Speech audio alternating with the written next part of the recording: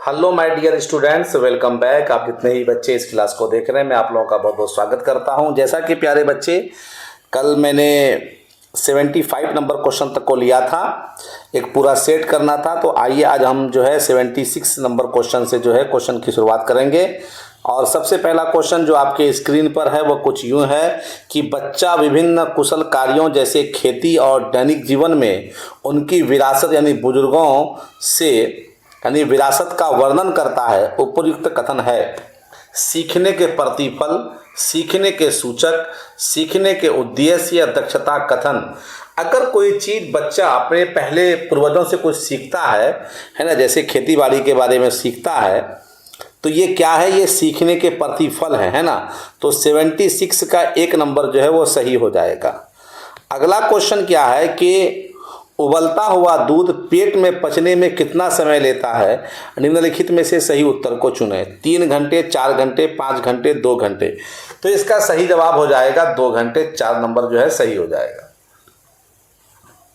अगला क्वेश्चन देखते हैं। अगला क्वेश्चन भी बहुत अच्छा क्वेश्चन है कि निम्नलिखित में से कौन सा समूह केवल तत्वों से बना है? Bronze, copper, aluminium, steel, iron, zinc, tin, lithium और सोडियम, ब्रास और पोटेशियम। तो यहाँ ब्रॉन्ज जो है वो एक मिश्र धातु है तो नहीं होगा। यहाँ स्टील एक मिश्र धातु है तो नहीं होगा। टीन, लिथियम और सोडियम ये सभी तत्व हैं तो इसका मतलब 3 नंबर सही हो जाएगा। और इसमें जो ब्रास है, पीतल, वो भी एक मिश्रण है तो ये भी नहीं होगा। आइए नेक्स्ट क्वेश्चन देख लेते हैं। नेक्स्ट क्वेश्चन क्या है?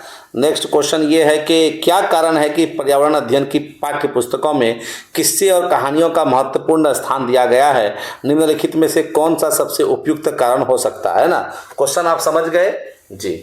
आइए इसके ऑप्शन को पढ़ते हैं। ऑप्शन जो है वो कुछ इस प्रकार हैं कि प्राथमिक स्तर पर पर्यावरण अध्ययन के शिक्षक किस्से और कहानियों को रुचि लेकर सुनाते हैं, इसलिए इनको महत्वपूर्ण स्थान दिया गया है। बिल्कुल भी नहीं भाई।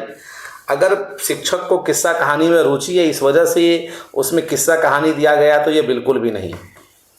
बच्चों का पर्यावरण से संबंधित मुद्दों के प्रति संवेदनशीलता, ये बिल्कुल पॉजिटिव टैग वर्ड है।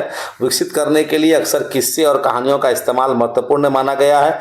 बिल्कुल सही बात है जी। अगला देख लेते हैं। अगला क्या है कि क्योंकि बच्चे कहानी के पात्रों से अपने आप को आसानी से जोड़ लेते हैं, इसलिए इनको थोड़ा सा इधर देखिए, अच्छा, पाठ्य पुस्तकों में महत्वपूर्ण स्थान दिया गया। बिल्कुल सही बात है कि जो भी पात्र को उसमें दिया जाता है उससे बच्चे अपने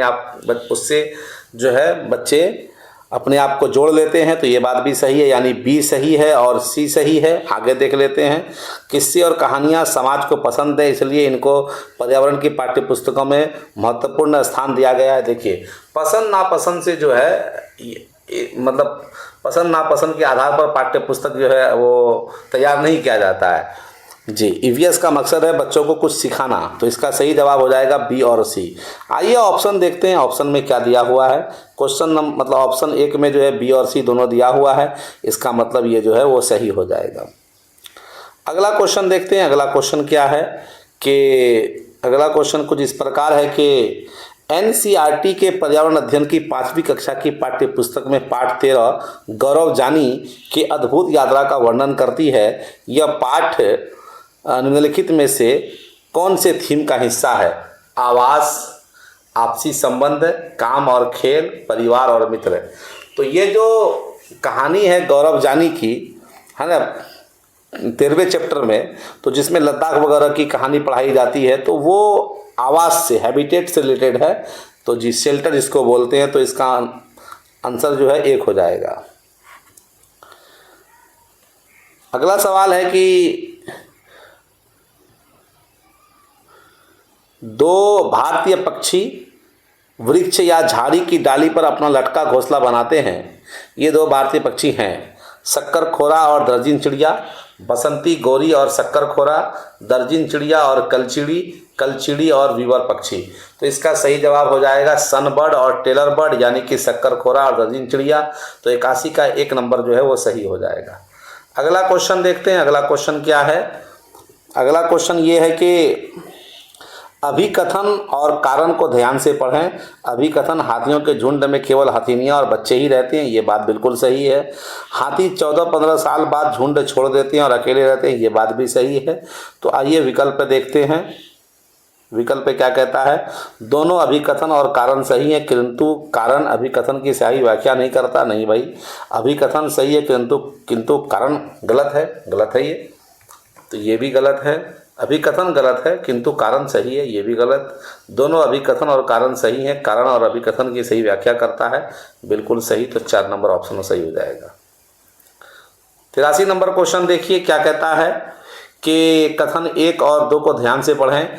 एनीमिया के कारण बच्चे ठीक से बढ़ नहीं पाते और उनमें फुर्ती की भी कमी होती है, बिल्कुल सही। एनीमिया से जो है, क्योंकि हीमोग्लोबिन की कमी से होती है और उसमें ऑक्सीजन नहीं मिलता है बच्चे को, तो उसको फुर्ती कहाँ से मिलेगा। एनीमिया बच्चों की शारीरिक और दिमागी तंदुरुस्ती पर असर करता है, बिल्कुल सही। 1 और 2 दोनों सही है। तो आइए देखते हैं क्या लिखता है यहाँ पर विकल्प में। विकल्प यहाँ देखिए 4 नंबर में कहता है दोनों 1 और 2 दोनों सही हैं, तो इसका मतलब 4 नंबर ऑप्शन सही हो जाएगा। अगला क्वेश्चन देख लेते हैं। अगला क्वेश्चन क्या है कि निम्नलिखित में से सही मिलान कीजिए। बिहू असम, लावनी तमिलनाडु, भारतीय नाट्यम उड़ीसा, कथक कर्नाटक। तो बिहू जो है वो असम का जो है, बिहू मतलब असम से रिलेटेड है, वो वहाँ का क्या बोलते हैं उसको, नृत्य है ना, वो है। तो 84 का 1 नंबर जो है वो सही हो जाएगा। और लावनी क्या होगा? लावनी तो महाराष्ट्र से बिलोंग करता है और भारतनाट्यम जो है तमिलनाडु से बिलोंग करता है और कथक जो है वो यूपी से बिलोंग करता है। तो इसका 1 नंबर जो है वो सही हो जाएगा। आइए 85 नंबर क्वेश्चन देखते हैं कि क्या क्वेश्चन है कि एक व्यक्ति ने 30 जनवरी 2023 को नई दिल्ली स्टेशन से बेंगलुरु के लिए ट्रेन पकड़ी। ट्रेन नई दिल्ली से 17 बजे पर चली और 17 बजे पर 31 जनवरी 2023 को बेंगलुरु पहुंची। ठीक है, यदि नई दिल्ली और बेंगलुरु के बीच की दूरी लगभग 1776 किलोमीटर है तो ट्रेन की पूरी यात्रा की औसत गति क्या होगी? तो देखिए यहाँ पर जो दूरी है वो 1776 है। समय कितना लगा? तो सीधी सी बात है, 17 बजे 30 तारीख को और फिर 31 जनवरी को 17 बजे तक, कुल मिलाकर के 24 घंटा। तो अगर 1776 में आप 24 से भाग देंगे तो आपको निकल जाएगा ये 74। तो यानी चाल क्या हो गई इसकी? 74 किलोमीटर प्रति घंटा, जो कि 4 नंबर ऑप्शन में है। तो इसका 4 नंबर ऑप्शन सही हो जाएगा। अगला क्वेश्चन देख लेते हैं। अगला क्वेश्चन 86 नंबर में क्या कहता है कि पर्यावरण अध्ययन की बाल केंद्रित कक्षा में निम्नलिखित में से कौन सी क्रिया सबसे कम होती दिखाई देगी? तो आइए ऑप्शन को पढ़ लेते हैं। बच्चों की गतिविधि के अनुसार बैठने की व्यवस्था में परिवर्तन होता दिखाई देगा, ये बात। अब आगे ऑप्शन देख लेते हैं। बच्चे कक्षा में चर्चा करते हुए अपने अनुभव बांटते हुए भी दिखाई देंगे और बच्चे कक्षा में शिक्षक को सुनते हुए दिखाई देंगे। बच्चे तरह तरह की गतिविधियों में क्रियाशील होकर कार्य करते हुए दिखाई देंगे। चूँकि बाल केंद्रित शिक्षा में जो टीचर होते हैं वो समझिए एक फैसिलिटेटर का काम करते हैं, और यहाँ जो 3 नंबर में कह रहा है कि बच्चे कक्षा में शिक्षक को सुनते हुए दिखाई देंगे, तो ये ऐसा नहीं होगा। इसका मतलब 3 नंबर जो है वो सही जवाब होगा। अगला क्वेश्चन देख लेते हैं। अगला क्वेश्चन क्या है कि आज अब भारत में 10 AM समय है, यानी कि दिन का 10 बजा है। तो आज ही में लगभग मध्याह्न है, यानी कि 12 बजे के बाद क्या दिखाई पड़ेगा जी? तो कराची, जापान, सिंगापुर, लंदन। तो इसका सही जवाब हो जाएगा जापान। चूँकि जापान जो है वो हिंदुस्तान से लगभग 3.5 घंटा जो है प्लस चलता है, तो यहाँ पे 10 हो जाएगा। तो वहाँ पे जो है दोपहर का जो है 1:30 बजेगा, है ना, 1:30 होगा। यहाँ AM है तो वहाँ PM हो जाएगा। तो इसका सही जवाब हो जाएगा जापान। 88 नंबर क्वेश्चन देख लेते हैं। सिद्धि एक कक्षा 4 की शिक्षिका है। वो अपनी कक्षा के बच्चों को NCERT के पर्यावरण अध्ययन की पाठ्य पुस्तक के पाठ 10 हो तुतु पढ़ाने के लिए सभी बच्चों को वह खेल के मैदान में ले जाकर कबड्डी खेल खिलाती है। खेल खेलने से पहले वो सभी बच्चों को इस खेल के नियम भी बताती है। शिक्षिका इस खेल को खेलने से पहले बच्चों को नियम क्यों बताती है? निम्नलिखित में से कौन सा सबसे उपयुक्त कारण हो सकता है? आइए देखते हैं वो चारों ऑप्शन को, क्या क्या ऑप्शन हैं। वह बच्चों का ध्यान इस ओर खींचना चाहती है कि खेल की तरह ही जीवन में भी हम नियम बनाते हैं। चलिए ये बात भी सही हो सकता है। ताकि सभी कार्य सही ढंग से किए जाएं, ये बात भी सही हो सकता है। हम सभी समाज में इसी प्रकार से नियमों से बंधे हैं जिसके द्वारा हम आपस में मतभेद और झगड़े सुलझाते हैं, ये बात भी सही है। नियम बनाने से सभी बच्चों का ध्यान खेल की अपेक्षा नियम पर बहुत अधिक रहता है, नहीं ये नेगेटिव वर्ड है ना। तो इसका मतलब इसमें ए, बी और सी ये तीनों सही हैं। आइए ऑप्शन में देखते हैं क्या ए बी सी है। बिल्कुल यहाँ ए बी सी है 4 नंबर में, इसका मतलब 4 नंबर ऑप्शन जो है वो सही हो जाएगा।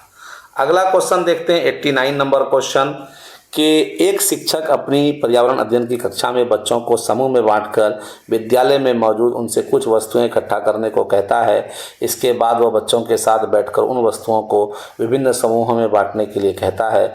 बच्चे वस्तुओं को उनके गुणों के आधार पर विभिन्न समूहों में बांट देते हैं। शिक्षक के द्वारा इस गतिविधि को कराने का क्या सबसे उपयुक्त उद्देश्य हो सकता है। क्वेश्चन आप समझ गए है ना। आइए जरा इसके उत्तर को देखते हैं क्या है कि गतिविधि कराने से बच्चे परिभाषा और तथ्यों को समझने में बहुत कम गलतियां करते हैं। गतिविधि बच्चों में सीखने और अन्य पक्षों की तुलना में संज्ञानात्मक पक्ष को काफ़ी हद तक मजबूत करती है। गतिविधि बच्चों के सभी अवधारणाओं की समझ विकसित करती है। प्राथमिक स्तर पर बच्चे एक दूसरे के साथ अंतर क्रिया करते हुए बहुत तरीके से सीख पाते हैं। बिल्कुल 4 नंबर ऑप्शन सही हो जाएगा, क्योंकि यहाँ पर सीखने की बात हो रही है, एक दूसरे के साथ अंतर क्रिया करने की बात हो रही है जी। 90 नंबर क्वेश्चन देखते हैं कि कथन ए और बी को ध्यान से पढ़ें। ठंड के मौसम में छिपकलियां लंबी और गहरी निद्रा में चले जाते हैं। बिल्कुल कथन ए सही है। कथन बी कुछ ऋतुओं में कुछ जानवर लंबी गहरी निद्रा में चले जाते हैं, ये बात भी बिल्कुल सही है। तो कथन ए भी सही है, कथन बी भी सही है जी। ऑप्शन देख लेते हैं कि कथन दोनों ए और बी सही है, परंतु बी ए की सही व्याख्या नहीं है, नहीं ये बात गलत है, वो तो उसकी व्याख्या कर रहा है। तो ए सही है परंतु बी गलत है, ये भी नहीं होगा। ए गलत है परंतु बी सही है, ये भी नहीं होगा। दोनों ए और बी सही है और बी ए की व्याख्या कर रहा है, सही व्याख्या है, बिल्कुल सही, यही जवाब हो जाएगा। तो प्यारे बच्चे आज के क्लास में आपने देखा मैंने 15 क्वेश्चन लिया था कल और 15 क्वेश्चन लिया आज। तो इस तरीके से आपके कुल 30 क्वेश्चन को मैंने सॉल्व किया और 30 क्वेश्चन जो है छपने वाले क्वेश्चन है। तो प्यारे बच्चे क्लास आप लोगों को कैसा लगता है कमेंट करके ज़रूर बताएंगे। तो आज के क्लास में इतना ही रखते हैं। Thank you so much. जय हिंद, जय भारत।